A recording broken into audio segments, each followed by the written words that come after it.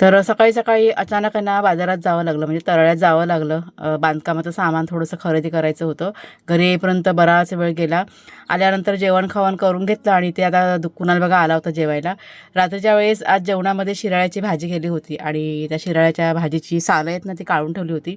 मागच्या वेळेस 2-3 वेळा चटणी बनवून झालेली आहे. आज झटपट तुमच्याशी शेअर करते.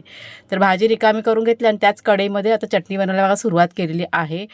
भरपूर असा लसूण, हिरव्या मिरच्या, कढीपत्ता आणि शिराळ्याच्या साली आहेत ना, त्या तेलामध्ये चांगल्याशा खरपूसऱ्या भाजून घेतलेल्या आहेत.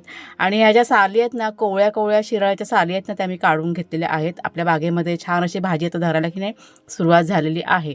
त्याच्यानंतर मिक्सरमध्ये सर्व भाजलेलं काढून घेतलं. त्यात मी थोडेसे तीळ घातले, चवीप्रमाणे मीठ घातलं आणि पाणी न घालता ही चटणी की नाही वाटून घेतलेली आहे जाडसर.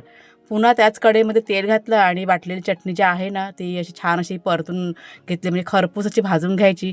भाकरीसोबत म्हणजे भाजी नसेल ना, तर ही चटणी डाळ भातासोबत खूप छान लागते. अगदी भाताबरोबर पण खूप छान लागते आणि 15 दिवस डब्यामध्ये अशी स्टोअर करून ठेवायची.